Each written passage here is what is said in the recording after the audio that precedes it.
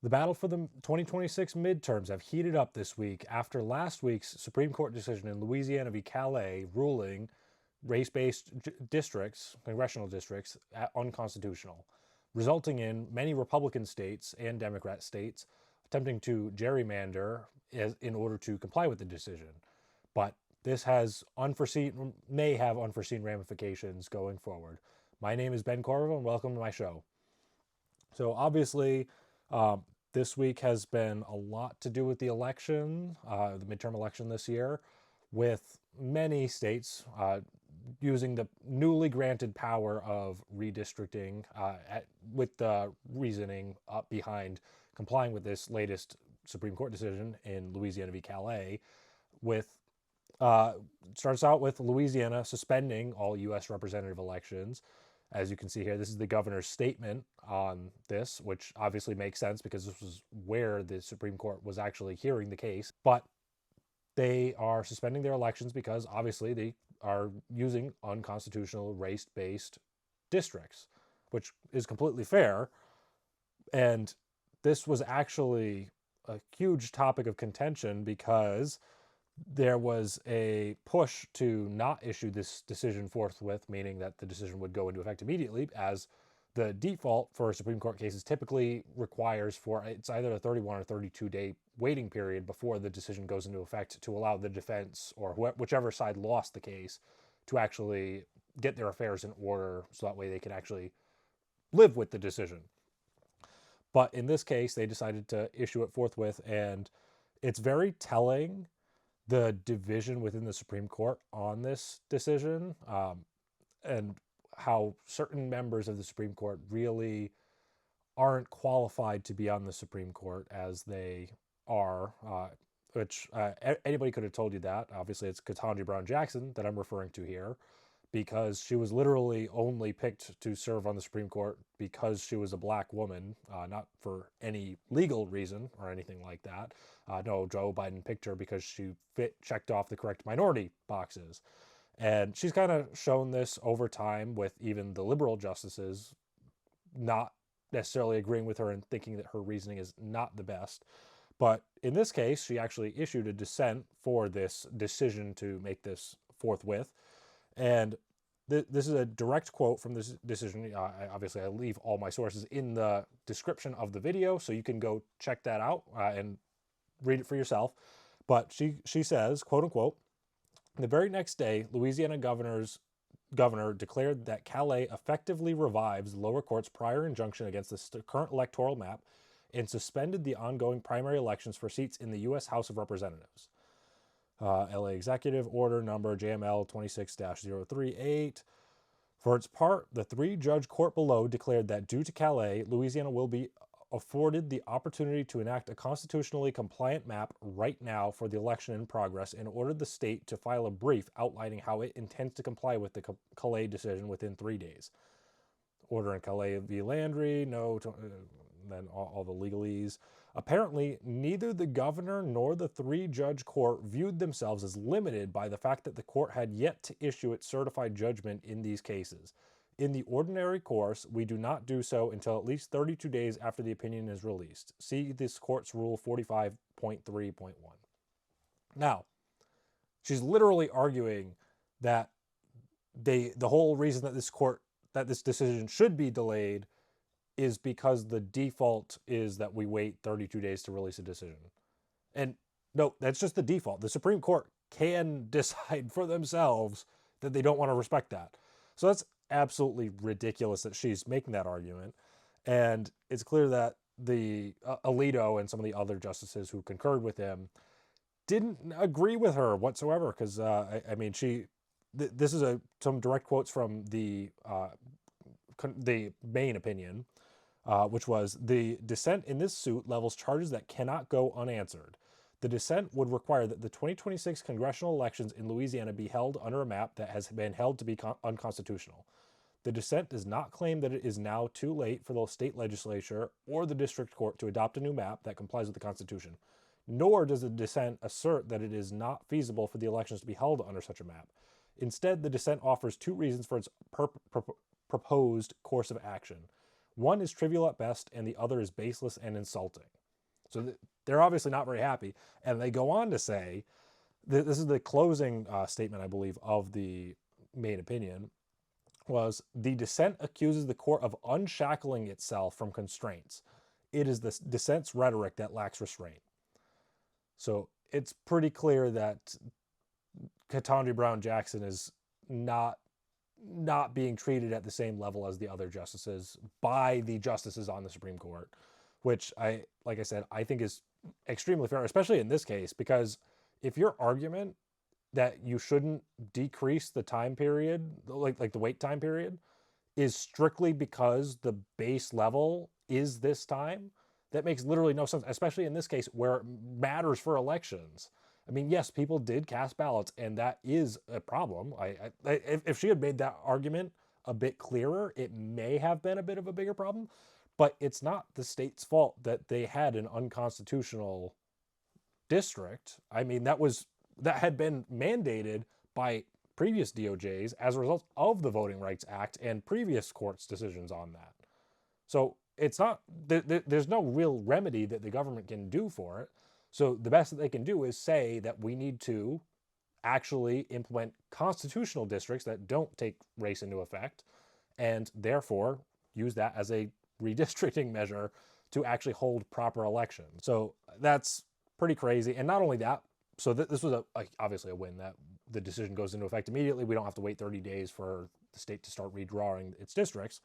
But the Trump DOJ also announced last week, it was literally right after I recorded my episode, that the DOJ is going to enforce this ruling nationwide. So they're going to be suing states that have these racially gerrymandered districts, which is a good thing. Obviously, we want to get rid of unconstitutional districts in our elections, and that provides an edge. Before we get to more news relating to more gerrymandered maps across the country, because obviously that's been happening all over the place, I do want to reference one more Supreme Court issue that has been coming up.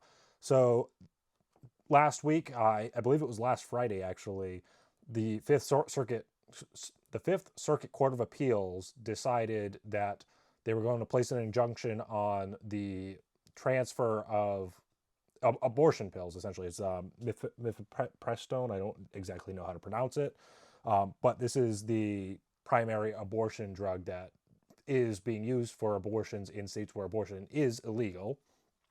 That's why it's such a big issue and needs to be regulated, in my personal opinion.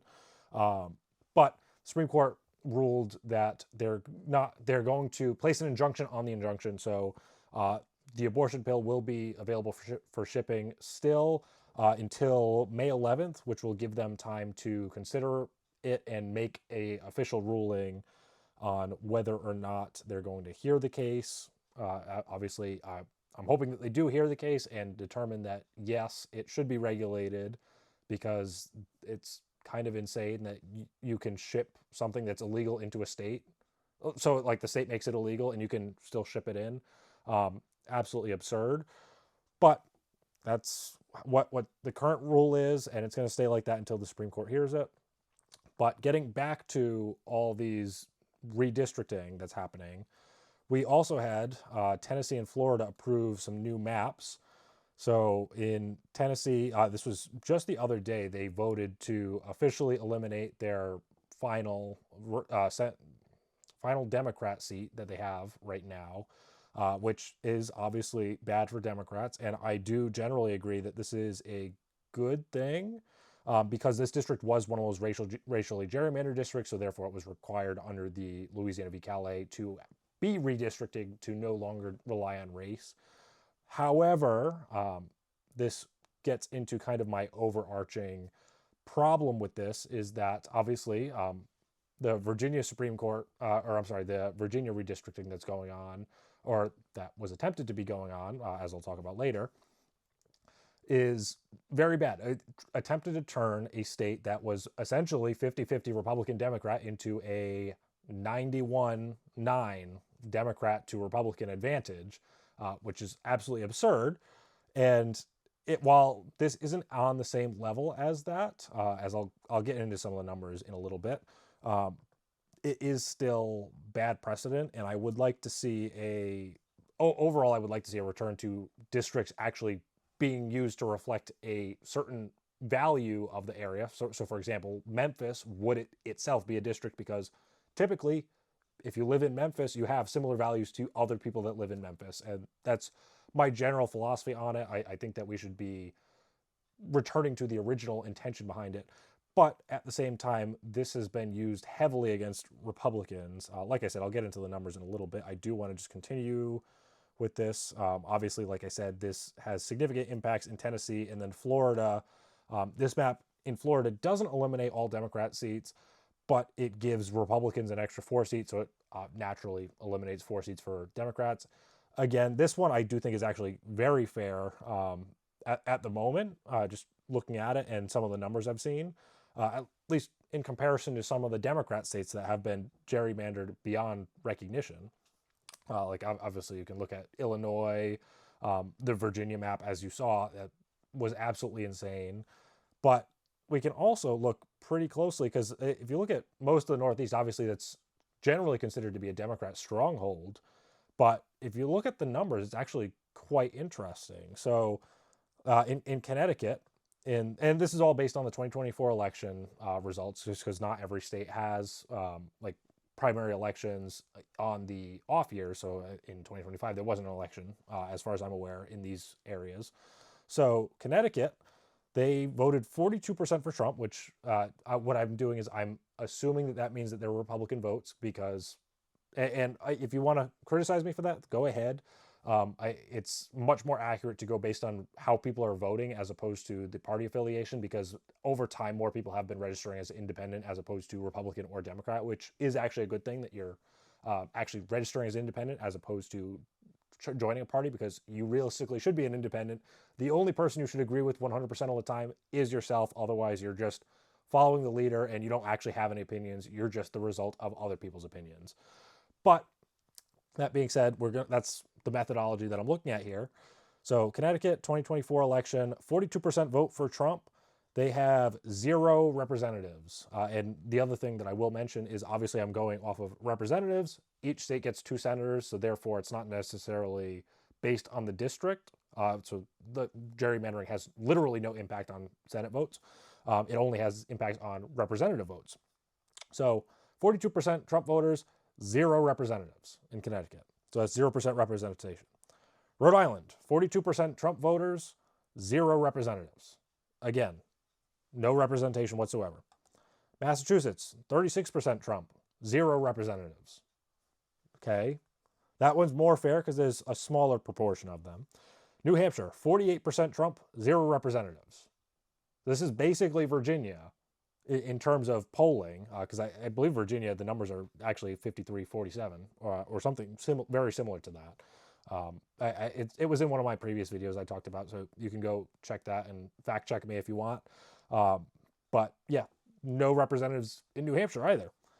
Vermont, 32% Trump, 0 representatives. Again, this one, like I said, is pretty fair in my mind because Massachusetts also has 36% Trump, no representatives. I would like to see them be more fair and actually have a somewhat reasonable number of representatives.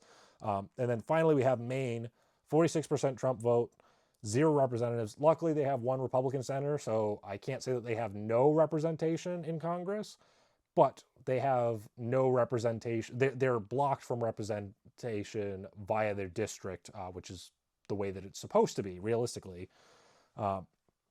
And so all that in comparison to what we have in Tennessee, we had 34.5% vote for Kamala Harris.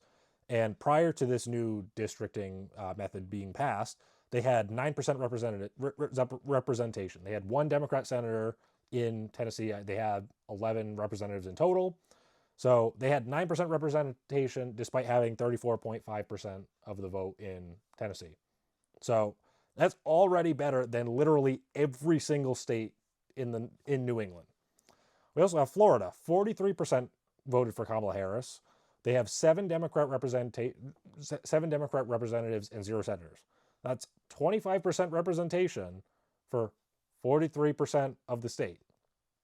Again, I think that this is a problem realistically, and I'm saying that this is like a both sides issue. I hate to saying that, but this really is a both sides issue, and it's causing problems because obviously you have people who are not being represented. They're being obviously not, they're not very happy about it, because who would be happy about having their vote essentially be nullified for literally no reason besides politicians deciding that they don't want their vote and they would prefer that their own side wins. But that all being said, the problem with this isn't just that people are losing their votes, but this actually results in hyperpolarization. I know Tim Pool talks about it a lot. It's geographic hyperpolarization is the actual academic term for it, where what you have is you have all states gerrymandering to the max. So you have Democrat states eliminating at most, if not all, Republican seats that it can, with Republican seats or Republican states doing the exact same to Democrats. What this does is this creates blue states and red states. And typically, when that happens, you'll have the more partisan leaning people in the state leave. And especially when it comes to Democrat states with their more radical policies, moderates tend to leave, as we've seen via the movement statistics, with people moving out largely of Democrat states and moving into Republican states. It's pretty clear that they're losing the moderates. And when those moderates leave, you're stuck with the radicals. So those radicals then entrench themselves and you get more and more polarized. So you have red Republican states being ultra MAGA. It's completely conservative. And in the Democrat states, you have transgenderism everywhere. You have socialist economic policies. You can't open businesses. You don't have the freedom to speak whatever you want because you might offend somebody. You're required to use pronouns, stuff like that. So this is what happens. And then it's only natural that those two groups will end up fighting each other. Logically, that's what's going to happen, because when you have a federal government that sways from one side to the other in elections, because obviously we are still a nation, it's going to eventually come down to who has the majority. And right now it looks like the majority would be with Republicans if everything is gerrymandered to the max, which, like I said, this is very problematic. And it would likely result in fighting, like civil war, realistically, which not something that I support. I really don't want that to happen. But at the same time, I just showed you the numbers. The Democrats they've been doing gerrymandering for decades. They've been crushing Republican opposition anywhere that they go. Republicans just started playing the game and doing the same thing. And yes, I am personally fine with that. Like I said, I don't want civil war. It's a huge problem, and we need to be very careful that that doesn't happen. But at the same time, you have leftists and even moderate, I guess more moderate, when you're talking about the Democrat Party doesn't really mean anything anymore, as you saw in my last video. These people want you dead. They hate the country. And they're explicit in this. They say that America is the worst country ever. We're racist. We don't have a right to exist. We live on stolen land. These are actual phrases that they use. So I'm quite confident that if they take power, because the other thing too is their policies. I've gone over this in previous videos, where they want to stack the Supreme Court. They want to add additional states to give them additional power. They want to essentially take away your rights. Obviously, there's a big fight across the country with the Second Amendment in blue states, with certain states attempting to pass new laws recently. Virginia and Rhode Island are the two big ones right now. But they're literally trying to take away your constitutional right, and they're choosing illegal aliens over the naturalized citizens of the country. So, yes, I am willing to support this, so long as we are very careful with what we do and we use the power that we gain from this to actually make sure that these people don't have the opportunity to actually go out and kill people like they have been. They've been trying to do that. We know that because we've had so many assassination attempts on Trump. We've seen the assassination of Charlie Kirk. We've seen them targeting ICE officials. I mean, it just over and over again, they try to kill us. And we need that to stop. But the only way that stops is if, one, the left decides that they're going to stop celebrating, calling for, justifying political violence, which it's not going to happen because they keep on saying that it's a both sides issue. And they technically are right. It is a both sides issue.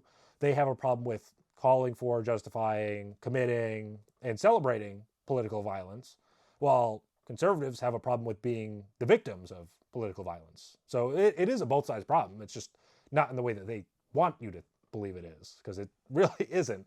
Overwhelmingly, statistics show that the left is the party that is committing more of the political violence now. I've talked about this at length. I really hate talking about it, but I'm going to have to get into it a little bit later because we had some more events happen this week. But just getting back to the redistricting, it's a big problem. We need it just in order to hopefully save the country from these radical policies and the political violence that the left is supporting and they want enacted across the country. But that being said, we did have some good news in Virginia today. The Supreme Court of Virginia shut down the redistricting effort. This is huge because obviously it makes no sense that a state, because they did pass an amendment in 2020 that eliminated partisan gerrymandering. They basically said that they could only redistrict every 10 years on the decade with the census, which makes sense. Obviously, that would be changed if there's a lawsuit preventing them from redistricting. For example, in Texas, they tried to redistrict in 2020. The Biden administration sued them. Then when Trump took office, he dropped the lawsuit, and therefore they could go through with the redistricting that they had planned on. And that's why the left has been so crazy about that lately, saying that that's unconstitutional or whatever they're saying. I don't even care anymore. I mean, it was literally the Biden DOJ's fault that the redistricting took this long to happen. So in those instances, it would be fine for them to do something like this, but that's not what happened. They literally decided that they wanted to take complete power over Virginia, or as much power as they could. And so they put a ballot measure up saying that they wanted to restore fairness to Virginia elections, which is entirely misleading. And I don't know how you can turn a 50-50 state into a 91-9 and call that fair, because it's not.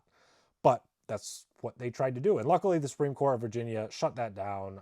That's huge, great news in Virginia. And hopefully people recognize that this is what the Democrat Party stands for and what they tried to do. Because obviously Abigail Spanberger, she ran as a moderate and then went absolutely insane when she took office. So hopefully Virginians recognize that that's what the Democrat Party is now. They will lie to you to get power and then use that power however they want when they take power, or whenever they enter office. So great news out of that. This week, we also had the FBI search the Senate leader of Virginia, Louise Lucas's office as part of a corruption probe. And the left has been melting down over this, saying that this is a politically motivated investigation because she was one of the ones leading the push for this redistricting that we just talked about in Virginia. Now, this is objectively false because if you actually look at the evidence, and this is from AP, this was one of the people said the investigation into Democratic Senator Louise Lucas was opened during Democratic former President Joe Biden's administration. So this probe predated the Trump administration. It just happened to be released in that they're investigating it now. Or they're actually going out and grabbing the evidence now.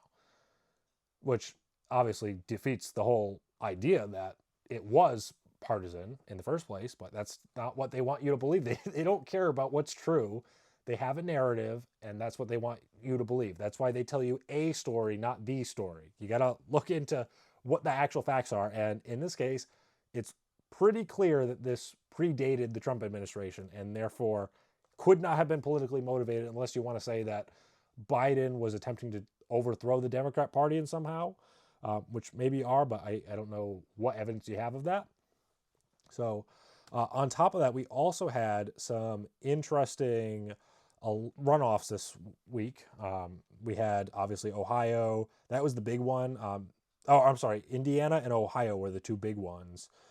Michigan was also somewhat big. I didn't see too much about that, but it's mentioned in this story from ABC News that I'm looking at right now. So obviously, Indiana was one of the big ones because this was a state where Trump was asking them to gerrymander to favor Republicans, and they were planning on doing it. And then they struck a deal with Maryland where they said, we won't gerrymander if you don't gerrymander. Maryland went ahead and did it anyways, while Indiana voted not to. And they had, I believe it was 7 Republicans vote not to redistrict. And after this election, it was, I believe, 5 of the 7 were ousted by Trump-backed candidates. And then the remaining 2, one of them won, and the second one was so close that they couldn't call it election night. So that right there goes to show that the Trump effect is real, and that if you don't support the MAGA agenda and you're a Republican, you are going to get primaried. And that's a good thing. We really need to push that more, because there's a ton of people in Congress who claim to be Republicans that don't support the MAGA agenda. They need to be out. We need to primary them. The only concern I have about this, and that we need to be careful of, is only primary them with a candidate that can win. And the other thing that I want to mention too is that don't take the Democrats' playbook and run as a moderate and then take office and go ultra MAGA. If you win and you do that, you lose the faith of your constituents, and you're more likely to lose the next election after that. So don't go ahead and do that. That's my little rant on that.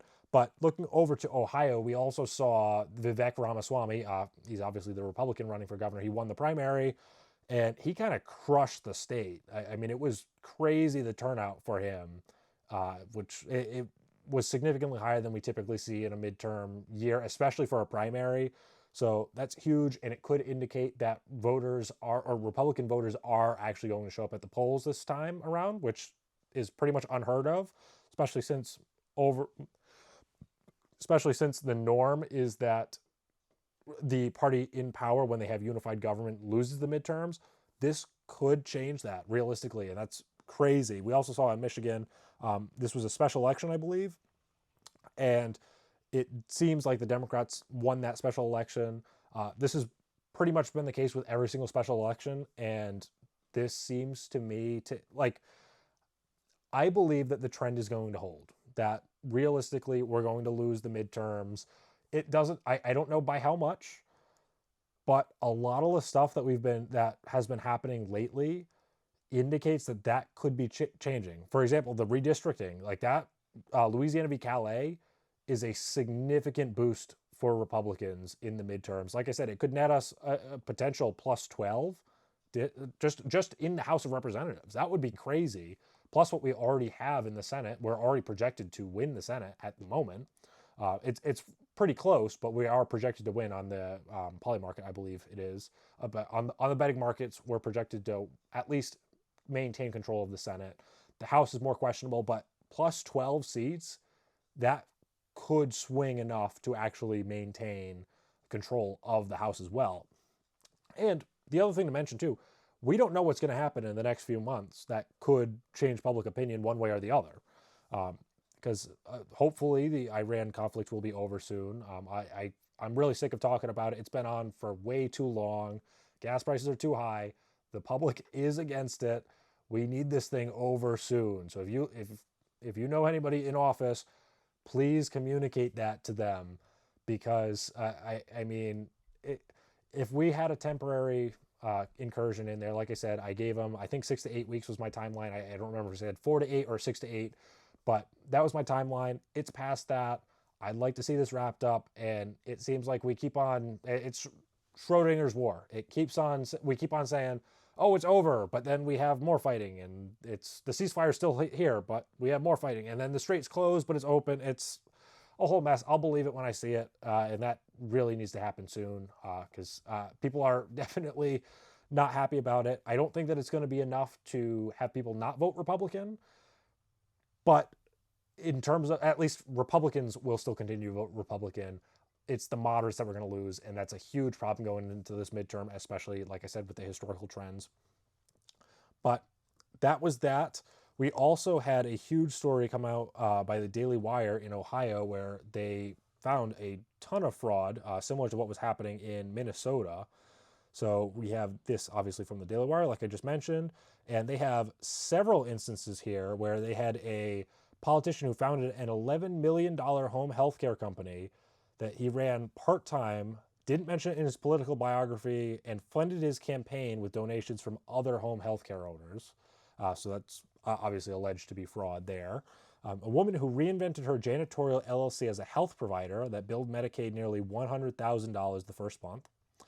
A landlord who bought airplanes after renting space to hundreds of home healthcare companies that billed Medicaid $250 million. A $1 million Medicaid business owned by a couple with repeated fraud, violence, and theft convictions.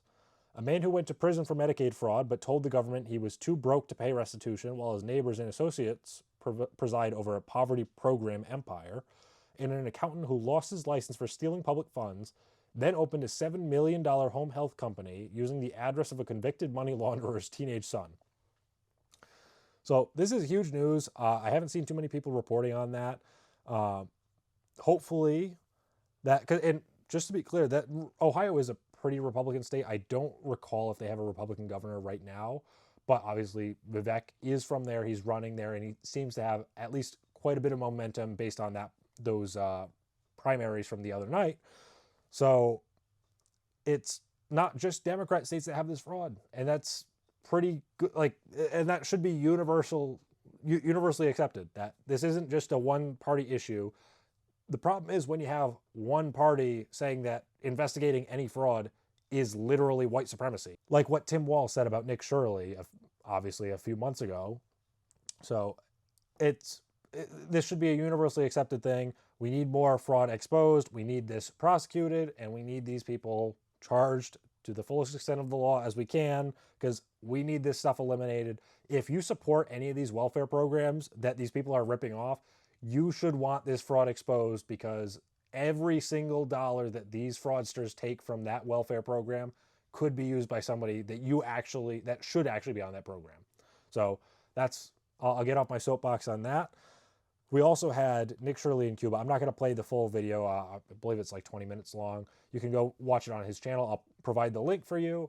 But Nick Shirley actually took a visit to Cuba this past week to basically see how the living conditions are there and what life is like there for the average person. Because obviously a few weeks ago we had Hassan Piker, Code Pink, and a few other leftist organizations and streamers show up in Cuba to highlight and show support for the communist government over there, because obviously they don't care about Americans and they don't like capitalism. They hate it. In fact, they support communism and socialism.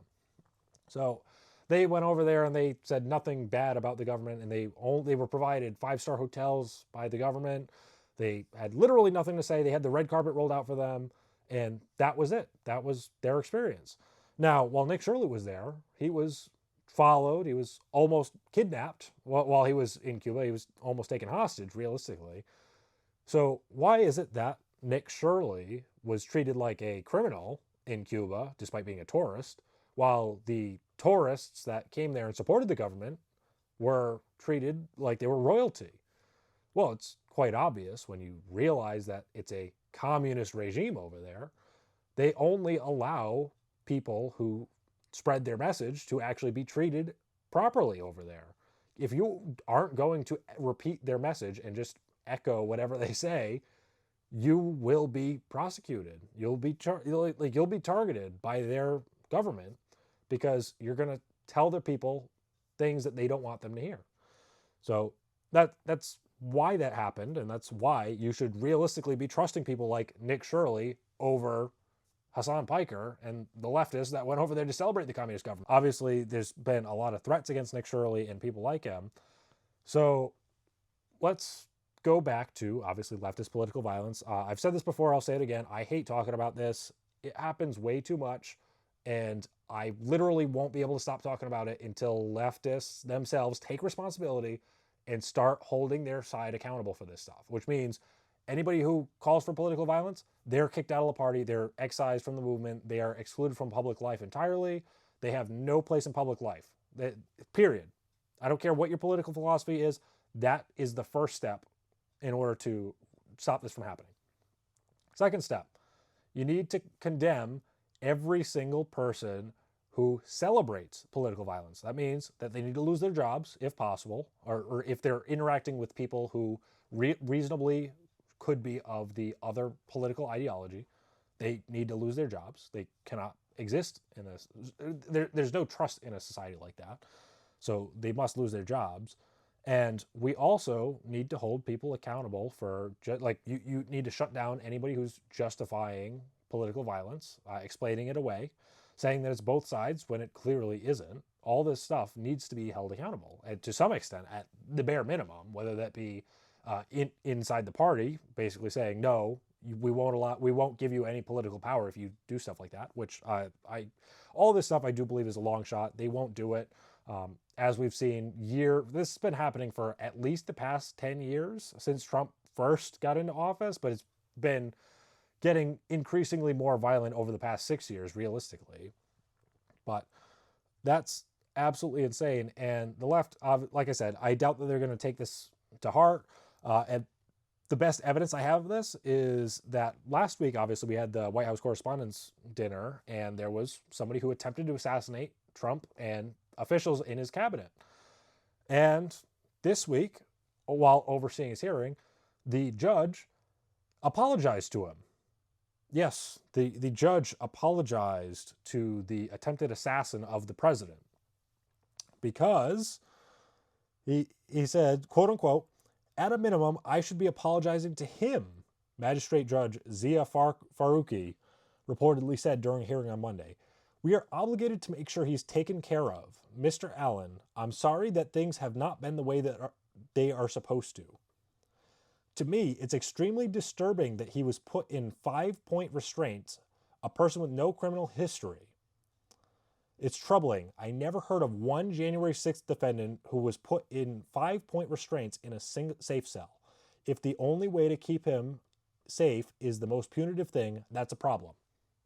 Now, he ignores the fact that the reason he was put in these restraints was because he was on suicide watch, likely because it was reasonable that he may or may not attempt to commit suicide in order to escape the justice that is hopefully coming for him.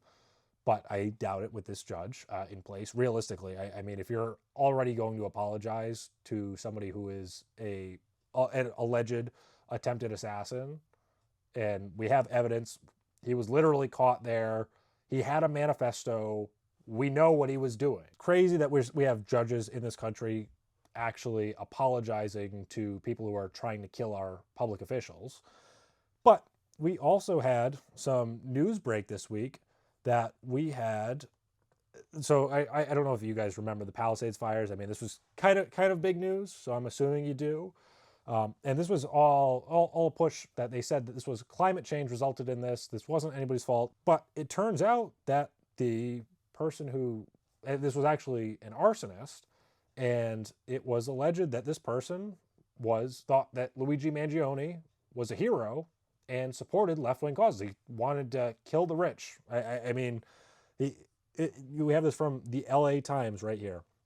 The man accused of starting the Palisades fire, one of the costliest disasters in U.S. history, was motivated by a resentment for the rich and viewed Luigi Mangione, the suspect in the killing of United Healthcare's chief executive, as a Robin Hood-like figure, according to court documents detailing evidence gathered by federal prosecutors.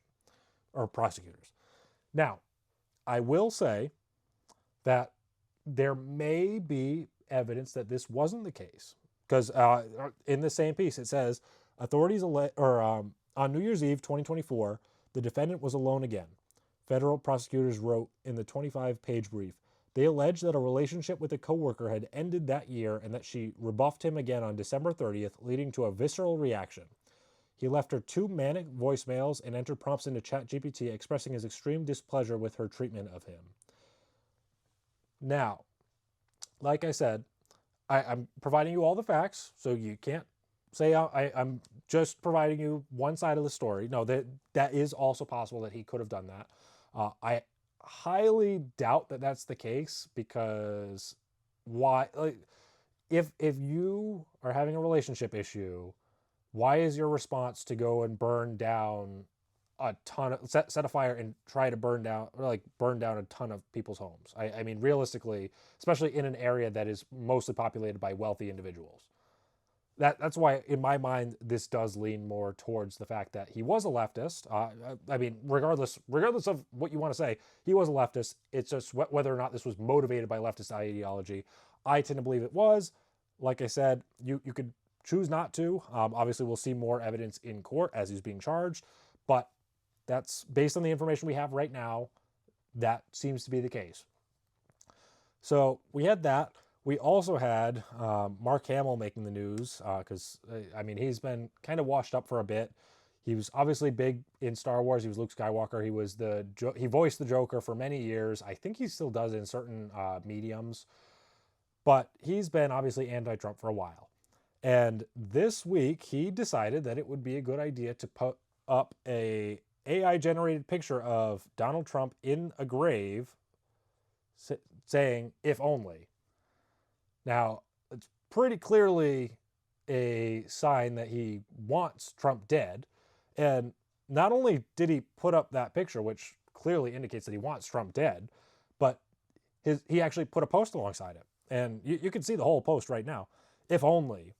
He should live long enough to witness his inevitable devastating loss in the midterms, be held accountable for his unprecedented corruption, impeached, convicted, and humiliated for his countless crimes, long enough to realize he'll be disgraced in the history books forevermore.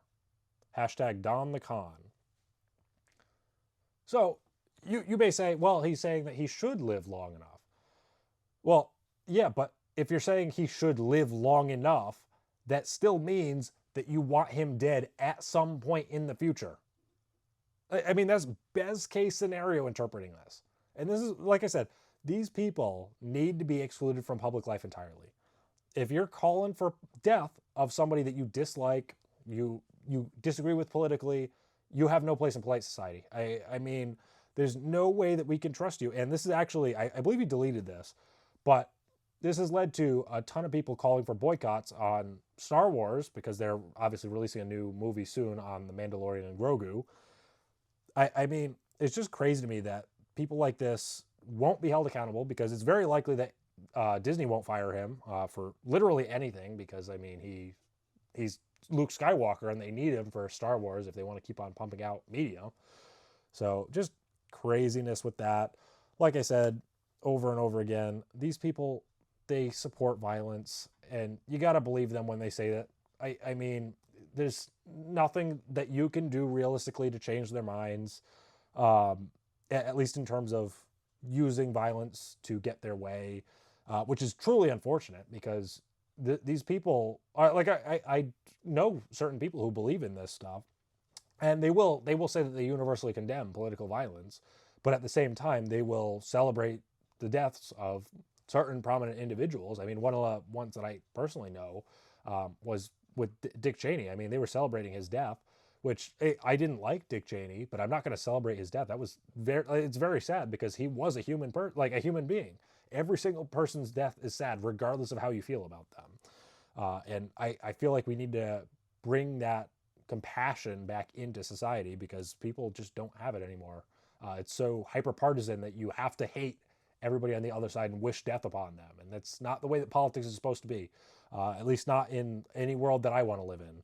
So we really need to get back to more civilized politics where we aren't attempting to kill or calling for the death of or celebrating the death of any politician, regardless of our feelings for them. And that being said, we actually had somebody this week also that was arrested.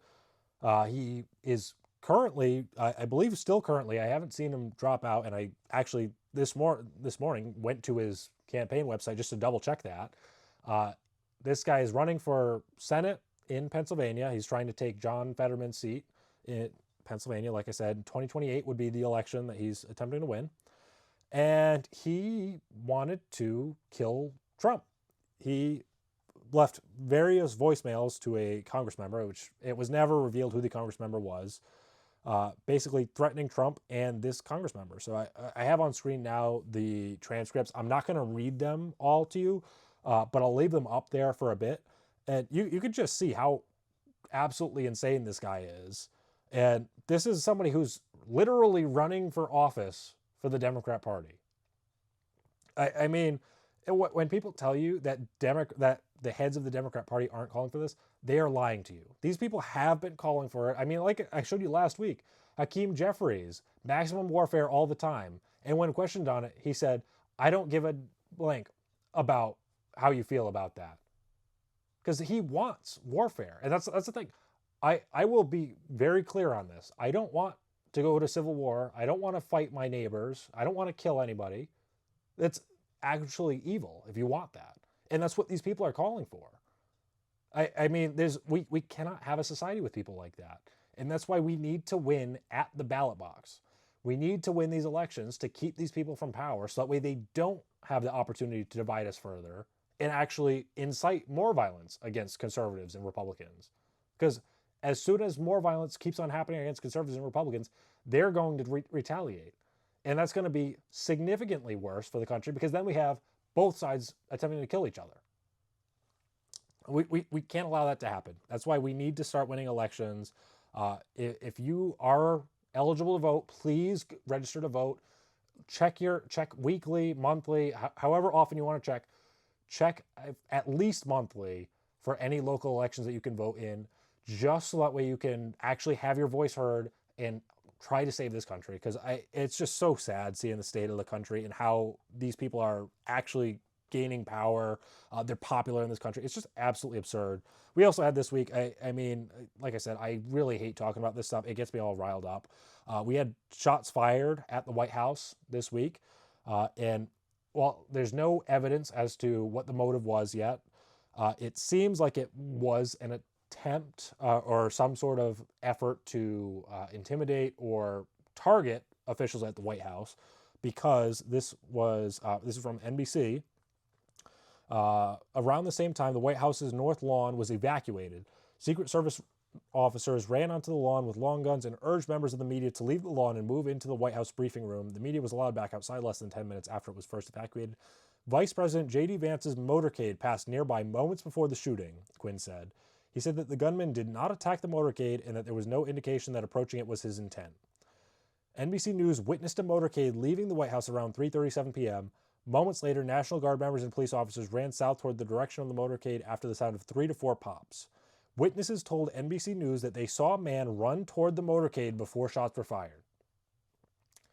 So, like they said here, that the government did not attack the motorcade and there was no indication that approaching it was his intent. I find that hard to believe if witnesses saw him approaching the motorcade before the shots were fired. Now, maybe it was coincidence. Like I said, I don't know. I don't have evidence one way or the other.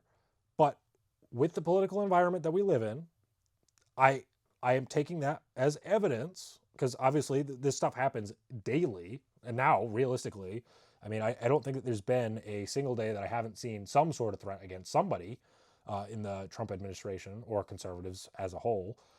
And so I'm taking that realistic, I'm just being realistic about the environment that we're living in. And we have the witnesses saying that he was approaching the motorcade. We also had shots fired. What else could realistically have happened? Like I said, maybe that didn't happen. We'll have to see. We'll wait for the court documents to come out. We'll wait for more evidence to come out. But if you don't see why this is concerning, that we even need to question that this is a politically motivated attack, then you just aren't recognizing what the state of the country is right now. It's just crazy. But the only good news in terms of that kind of stuff, I would say, that came out this week was that obviously I'm a big Michael Knowles fan. I still haven't met him yet. I'm kind of upset about that because I've gone to so many events with him, and every single time something happens where I don't get to meet with him. But he had a debate this week at UMass Dartmouth with Mehdi Hassan. Obviously, Mehdi is a big leftist, and they were debating on the constitutionality of Trump's administration, if he's violating the Constitution or anything like that. And now, what's interesting about this is that obviously Dartmouth is a largely left-leaning institution, and the numbers showed that. But what was interesting is they actually showed the results at the end of the debate, and Michael Knowles won the debate. So it was he won by 6 points, I believe, which isn't small. I mean, it's it's outside of the margin of error in terms of polling. So if you have any good news this week, that has to be it. That you can actually convince these people with facts and logic, at least some of them, and that you have to literally be in a environment where it's moderated, so you can't get away with literally lying or personal attacks or anything like that, like a lot of leftists use when debating conservatives. So that was some good news. Another thing that I've been calling for a long time now, it's at least since the Trump administration and the Pope have been seemingly feuding. And like I said, I called them children because I really think that they were acting like children, where they were talking about each other, but they weren't talking with each other. It was just very childish. They finally met. It wasn't Trump like I hoped it would be. It was Marco and the Pope. And they were just, they said that it was good discussions. They talked about foreign policy and basically supporting peace across the world. Obviously, great things that they're talking about. I've said before, I really do want more involvement by the church in politics as a whole to hold both sides accountable, because realistically, like I said before, it doesn't map neatly into the current right-left spectrum that we have in terms of politics. So we need both sides held accountable to the Catholic faith in morals, so that way we can actually have a better society as a whole and have both sides actually be viable candidates for election, which in my mind would fix just about everything about this country. But as I was saying, we need a valid alternative choice, because right now we only have realistically one good choice in this country. And when you have only one good choice, that means that you have a bad choice, because that party that you're voting for will eventually stop producing for you, because if they know that they're going to get your vote, what reason do they have to actually do anything that you want? I mean, it's just absurd. So we need to get back to a country where both sides are valid political parties, and we can actually have constructive debates and good policies on both sides. We also had this week some exciting news for some people. I really don't think anything's going to come of it, but we had the UFO files start dropping this morning. You could find them at what is it? It's war.gov/UFO. I genuinely don't believe that anything's going to come of it, anything big. If there were big information, it would have leaked already, realistically. It's been decades since these allegations have been going on. So I don't see how all of a sudden they've been able to keep the secret for so long, and then all of a sudden they're going to reveal it and tell us the whole truth. So I don't expect anything big coming from it. But if you like aliens, go check it out. We also had some huge news with the Second Amendment, which is funny. I told you last week I'm big on the Second Amendment. It's pretty much the clearest of our amendments to the Constitution. It's like by far the clearest language possible. The right of the people to keep and bear arms shall not be infringed. Obviously, that's not the whole Second Amendment. That's just a portion of it. But that's the basis of it. I mean, it shall not be infringed. I don't know how much clearer you could get about that. Yet people consistently think that they can infringe on it, and they actually have the duty to infringe on it. I put up a post this week saying that if you want to know somebody's position on this country and the Constitution, just ask them for the Second Amendment position, because if they do not believe in the Second Amendment, then they do not believe in the Constitution. The Second Amendment is the clearest part of the Constitution, and if they say anything about, oh, well, we need to do it for public safety, they're wrong. Because, realistically, was this not a public safety concern when the country was founded? Because I would say that the public safety concern back then was from the government coming and taking their guns and then abusing them. I mean, that's part of the reason why it was created in the first place, so that way they wouldn't have a tyrannical government come and take their guns. And yet we see nowadays that this is very commonplace. We have so many people passing so-called assault weapons bans, where they're essentially defining most common firearms as assault weapons and attempting to eliminate them. So just absurd. Luckily, we actually have a pro 2A administration in place right now, and we have Harmeet Dillon suing Denver, Colorado over their so-called assault weapons ban. As you can see here, this is the full docket. Obviously, the Second Amendment is very clear about what it guarantees, and it's not a second-class right, as Todd Blanche says here. I mean, Denver literally banned most common firearms in the city, and it's blatantly unconstitutional. Every single in any type of gun control or measure that restricts the ownership of firearms is an infringement on your right to keep and bear arms. Objectively, I mean, you could say that it's not, but objectively it is, because if you are placing limitations on what you can keep and bear as arms, that is an infringement on it. But we actually had a response, which I thought was quite funny, from the Denver mayor, because obviously they filed this lawsuit. They first asked the Denver mayor to comply, and he said no, obviously, because these people who don't respect your rights don't care. They just want to do whatever they want. So he says, in a quote, "Denver today is the safest it has been in years, recently recording the sharpest drop in homicides of any large city in the country. Violent crime is down and community trust in police is up. This progress shows that Denver has the right strategies in place to protect its residents. Reversing a common sense ban that has worked for 37 years and bringing assault weapons back into the city's neighborhoods is not one of them."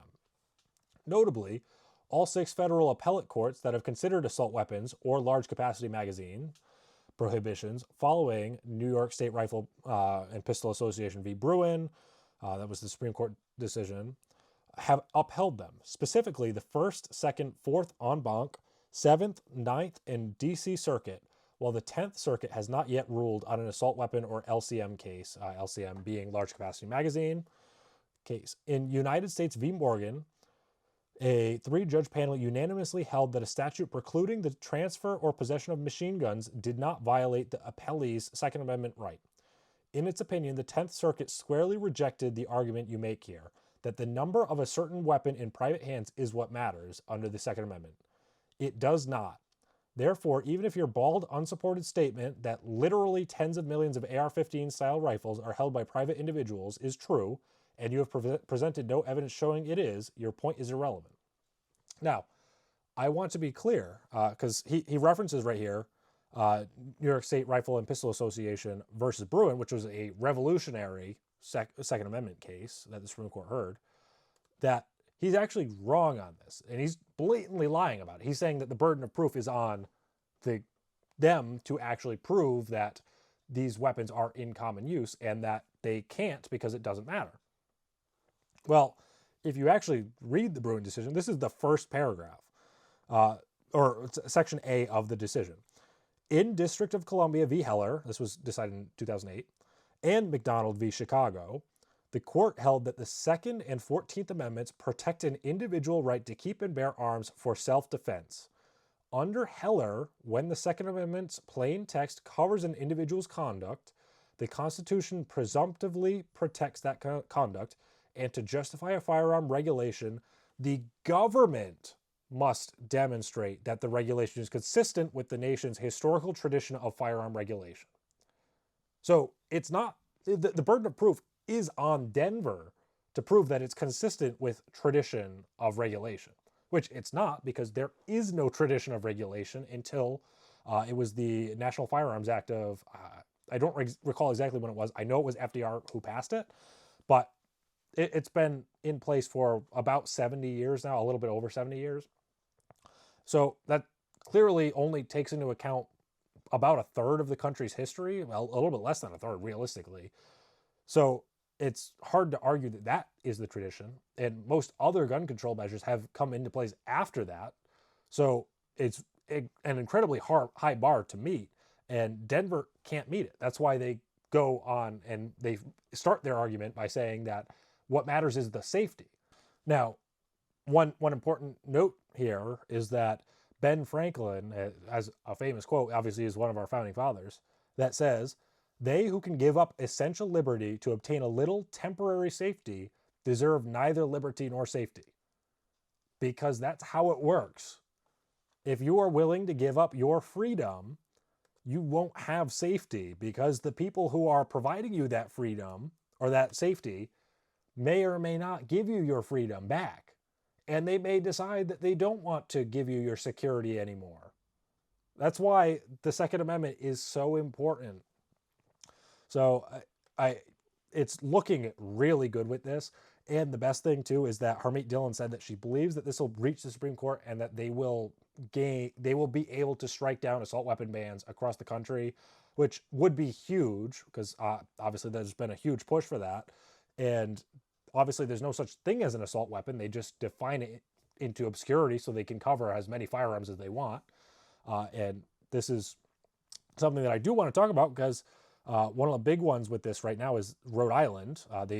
In 2025, they passed a law that essentially outlaws what they call assault weapons, which it's literally any firearm that is semi-automatic and has a detachable magazine, which covers just about any modern firearm. Pretty much the only things you're allowed to have are things pre-World War II. For the most part, there are a few post-World War II weapons.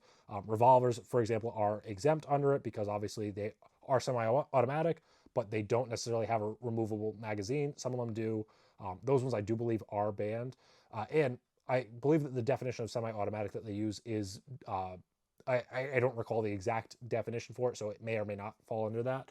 But it's literally a blanket ban on firearms.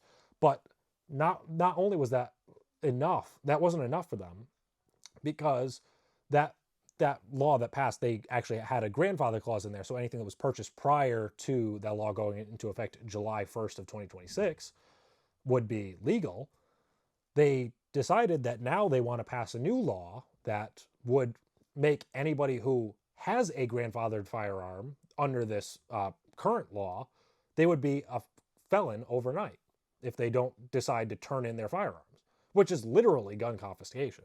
And luckily, there are a ton of organizations that are fighting back against this. As you can see here from the Daily Wire, there are pro-Second Amendment organizations are saying that they are launching plenty of court challenges against this bill that would literally eliminate the right to keep and bear arms. I mean, it's absurd. And what's so funny about this is that not only is the right to keep and bear arms granted to us all Americans under the Second Amendment to the U.S. Constitution, but in Rhode Island, because I actually did some research on this, it's in Article 1, Section 22, they also have the right to keep and bear arms.